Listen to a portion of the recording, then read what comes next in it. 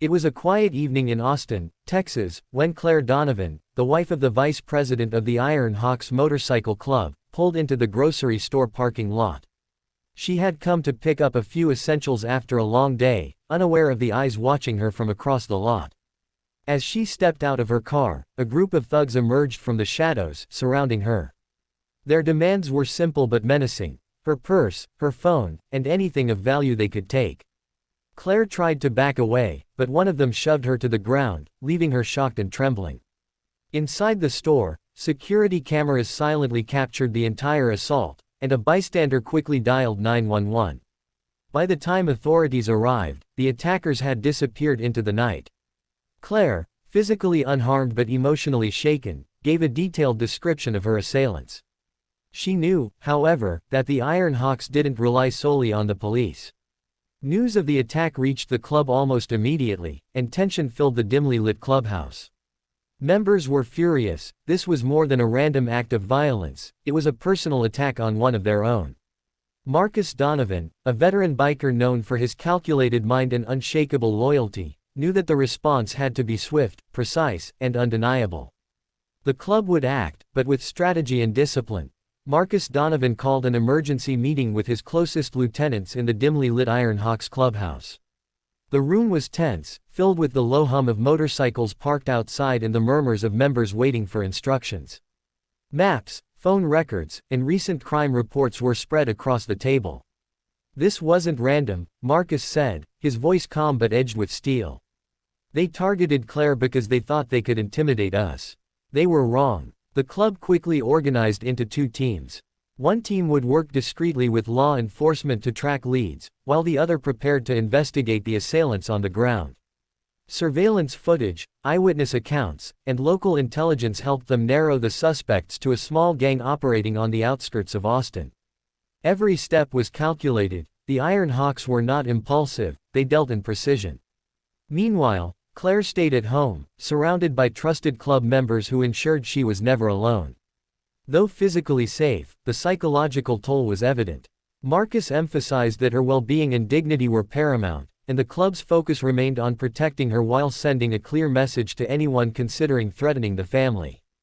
Hours of careful planning followed, blending strategy, discipline, and a reputation that few dared to challenge. When the moment came, the Iron Hawks would act decisively. Under the cover of darkness, the Iron Hawks team approached the gang's hideout on the outskirts of Austin. The night air was thick with tension, engines quietly rumbling in the distance as bikers took their positions, blocking every possible exit. Marcus Donovan led the operation, his calm demeanor belying the intensity of the moment. Every movement was calculated, every member knew their role. The goal was clear: confrontation if necessary, but violence only as a last resort. Inside the hideout, the thugs were caught off guard. Panic rippled through their ranks as the presence of the Iron Hawks became undeniable. Marcus stepped forward, his voice steady and authoritative, making it clear that surrendering peacefully was their best option. The gang, realizing they had underestimated their targets, hesitated, then began to comply. One by one, they disclosed their motives and connections, offering cooperation with authorities to mitigate consequences. The Iron Hawks documented everything meticulously, ensuring accountability while maintaining control. The operation showcased the club's discipline and strategic approach. They did not seek chaos, but they enforced their code with precision. By the time law enforcement arrived, the situation was contained, the criminals subdued, and the message unmistakable: the Iron Hawks protected their own. Claire, witnessing the professionalism of the club she was married into, felt a measure of relief and renewed confidence in their unwavering loyalty and capability. In the days following the confrontation, Austin law enforcement publicly acknowledged the Iron Hawks' critical role in resolving the case. The thugs faced legal consequences, aided by the evidence and cooperation secured by the club. Claire, still processing the trauma, began therapy, supported by Marcus and the unwavering presence of trusted club members. The experience, while harrowing, strengthened her resolve and her trust in the Iron Hawks' dedication to family and loyalty. Marcus convened the club for a solemn meeting. "This isn't about revenge," he said, his voice firm. "It's about respect, safety, and protecting our family. We don't start fights, but we finish them when necessary." The members nodded in agreement, a unified front of discipline and loyalty. The incident reinforced the Iron Hawks' commitment to their code: protect those within the Brotherhood, act decisively when threatened, and maintain honor in every action.